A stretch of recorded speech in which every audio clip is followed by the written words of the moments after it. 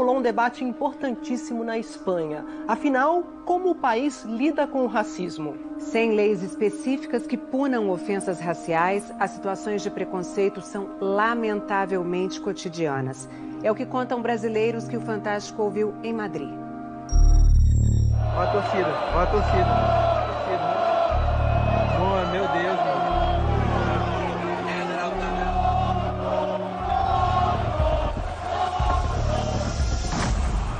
Cenas que marcaram negativamente a história do futebol. As imagens de Vinícius Júnior no estádio Mestalla no domingo passado, apontando para torcedores do Valência que proferiam ofensas racistas contra ele, refletem uma necessidade urgente de respostas. E elas vieram de muitas formas. O presidente Lula declarou seu repúdio aos atos de ódio. O primeiro-ministro da Espanha, Pedro Sánchez, também se manifestou, dizendo que diante do racismo praticado no futebol, a postura tem que ser de tolerância zero. Depois de discutir com Vini Júnior nas redes sociais, Javier Tebas, presidente da Liga Espanhola, disse em entrevista à TV Globo que os responsáveis pelos ataques seriam punidos. 2 dias depois do jogo, 3 pessoas foram detidas por suposta participação no caso e são investigadas por crime de ódio. Na última sexta-feira, a Justiça Espanhola convocou Vinícius para depor. Um dos episódios mais emblemáticos de violência contra o brasileiro foi em janeiro deste ano, quando torcedores extremistas do Atlético de Madrid penduraram um boneco pelo pescoço em uma ponte, vestindo a camisa de Vini. Sobre o racismo sofrido há uma semana, Vini escreveu: "Não foi a primeira, nem a segunda, nem a terceira vez que isso aconteceu." E também disse que a Espanha é conhecida como um país de racistas. E isso que aconteceu com o Vinícius, infelizmente, é o cotidiano, né? Já enfrentei várias vezes isso aqui na Espanha, aqui em Madrid principalmente. Aquela constante sensação de estar sendo observado onde quer que você esteja. Pessoas negras no mundo que resolvem ver, que resolvem enxergar o racismo, ela não tem paz. Maria, Felipe e Jeane são brasileiros que, assim como Vinícius, vivem e trabalham em Madrid. A repórter Ana Beatriz Farias conversou com os 3 sobre situações cotidianas de racismo, iguais às que muitos brasileiros também sofrem diariamente aqui no nosso país. Isso se manifesta, na maior parte das vezes, com olhares. Quando você está simplesmente fazendo uma compra no supermercado e o segurança te olha de um jeito estranho e te segue assim no supermercado. O segurança se aproximou de mim e me disse: "Abre a sua bolsa, por favor." Eu disse: "Como?"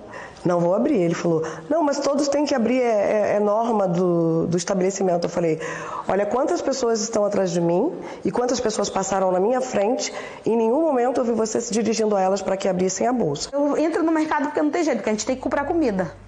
Mas em outros tipos de loja, eu evito ao máximo. O estudo mais recente do governo espanhol sobre a percepção da discriminação por parte de possíveis vítimas é de 2020. Os dados mostraram as situações e os lugares em que pessoas de diferentes origens e etnias se sentiam mais excluídas. Em primeiro, acesso à moradia. Dificuldade vivida, por exemplo, no momento de alugar um imóvel. Logo em seguida, vêm as dificuldades em frequentar estabelecimentos abertos ao público, como lojas e supermercados. Outro dado que chama a atenção é que nem 20% das pessoas que dizem ter sofrido discriminação formalizaram algum tipo de queixa. Uma das razões que podem influenciar o baixo percentual de denúncias tem a ver com a legislação espanhola. No país, não existe uma lei específica para combater a discriminação racial. Não existe uma lei antirracista. Existe uma lei que enquadra as pessoas por crime de ódio. Maria conta que fez uma reclamação administrativa sobre o episódio de racismo que ela sofreu no mercado e que o estabelecimento foi notificado. Mas isso não tem peso jurídico. E ali não existia um crime de ódio, porque eu não fui agredida fisicamente, porque ele não me insultou verbalmente. Maria também sofreu racismo em outras situações. Em um dos episódios, ela estava andando na rua com sua filha e uma amiga. De repente se aproxima uma senhora e me dá um pacotezinho, um sanduíche e um suco, uma caixinha de suco. Maria e a filha recusaram o lanche, mas quando a amiga, que é branca, disse que aceitaria, a pessoa negou a entrega. Falou, não, mas isso é só para as pessoas necessitadas. E eu fiquei assim. Em outra situação, Maria conta que um taxista foi inconveniente. Eu adoro o seu cabelo. E eu disse para ele, eu também. Posso tocar? Eu falei, não, você não pode tocar. E aí ele riu e falou assim, mas é porque eu tenho curiosidade, o seu cabelo quando coloca água, chega no casco, a água chega até o couro cabeludo. E é aquele famoso racismo que eles acham inofensivo. Já passou da hora de ter uma lei antirracista na Espanha como tal, que tipifique o crime de racismo. Em janeiro deste ano, no Brasil, o presidente Lula sancionou a lei que equipara a injúria racial ao crime de racismo, que existe na legislação brasileira desde 1989. As leis estão deficitárias neste aspecto. As nossas leis são deficientes nesse aspecto. Elas não atacam o racismo silencioso, o racismo cotidiano. Isso não é regulamentado pelas leis vigentes atualmente na Espanha. É regulado por as leis atuais. Antumi é presidente do Conselho de Questões Raciais e Étnicas do Ministério da Igualdade da Espanha. Esse racismo na Espanha tem uma história muito concreta. Podemos dizer que foi a Espanha que provavelmente inventou o racismo contemporâneo, o racismo como o conhecemos hoje, por meio dos estatutos de limpeza do sangue. Este foi um sistema implantado na região da Península Ibérica e em algumas de suas colônias a partir do século XV, pelo qual todos os cidadãos que não eram brancos nem cristãos eram excluídos da sociedade. Foram, sobretudo, excluídos de profissões consideradas nobres. Todas as profissões, por exemplo, no campo da educação ou da administração pública, eram proibidas para pessoas que não podiam provar que não tinham ancestrais das chamadas raças ruins. E quais eram essas raças ruins? Eram membros do povo cigano, africanos e afrodescendentes, negros e também judeus. Pessoas africanas e afrodescendentes, negras, e também as pessoas judias. O espanhol não tem consciência do que significa racismo. O espanhol é vítima de um racismo estrutural, consequência de uma cultura. A jornalista espanhola Virtude Sanches vive no Brasil há 7 anos. Eu aprendi sobre racismo convivendo com pessoas pretas. Isso aí é racismo. Você está passando pano. Eu não enxergava isso como passar pano, sabe? Ela conta que até morar no Brasil não tinha noção de que diversas atitudes suas eram racistas. E acredita que isso também acontece com o povo espanhol. Na Espanha tem discriminação e quem falar que não está mentindo. Então o Vini é discriminado por 2 vezes. Ele é discriminado por preto e ele é discriminado por sul-americano. Um estudo recente realizado na Espanha mostrou que a cada 4 jovens espanhóis, 1 é assumidamente racista e xenófobo, ou seja, discrimina quem é de outro país. A Ellen, que é brasileira e vive em Madrid há 13 anos, sofreu uma agressão no metrô justamente por ser estrangeira e negra. Uma moça branca dos olhos azuis, espanhola, e essa moça começou a me ofender. Imigrantes de volver a vossos países. Ellen saiu do vagão, mas a mulher espanhola foi atrás, cuspiu nela e a agrediu.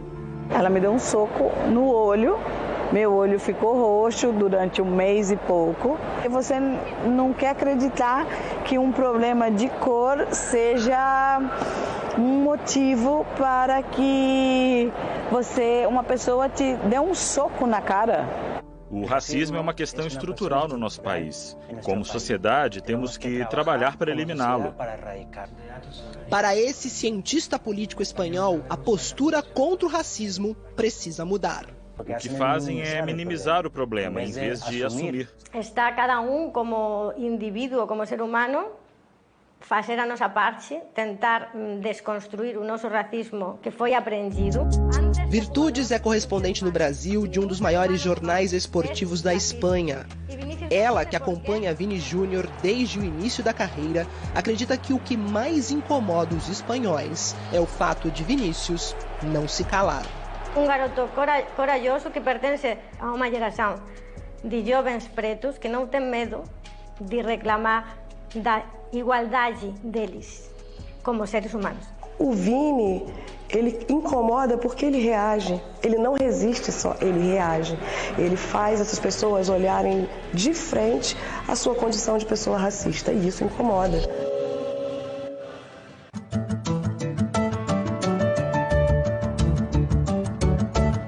Aqui no Brasil, o prêmio Sim à Igualdade Racial chegou à 6ª edição. Uma noite para celebrar nossas existências e nossas resistências negras e indígenas. Dividida em 10 categorias, a premiação reconheceu personalidades e iniciativas nas áreas de educação, cultura e emprego.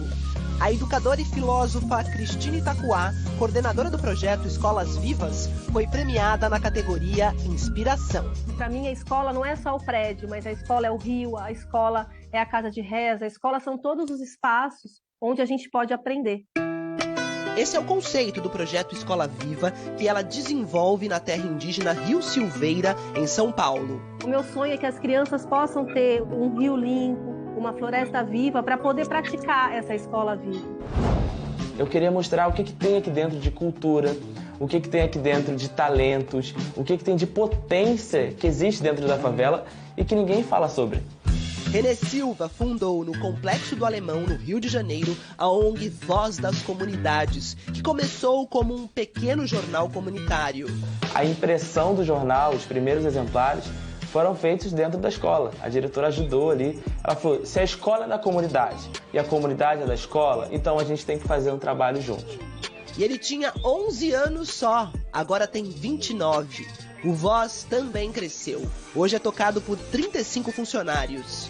O jornalista ganhou na categoria Raça em Pauta. A gente coloca a nossa raça em discussão. Quando a gente fala dos movimentos que existem dentro das favelas, a gente está falando, gente preta pode chegar onde a gente quiser. A gente pode alcançar inúmeros espaços no mundo. Renê está numa lista da revista americana Time, publicada esta semana. Foi escolhido um dos 10 líderes da nova geração no mundo todo. É importante que o Brasil, que o nosso país, comece a olhar para as favelas como lugar de potência. Olhar para a favela e falar, vou colocar um polo de tecnologia aqui dentro, vou colocar um polo de inovação, vou colocar um polo de criatividade. Eu quero criar, quero fazer possibilidades das pessoas sonharem com um futuro melhor. A Globo vai exibir o prêmio Sim à Igualdade Racial hoje,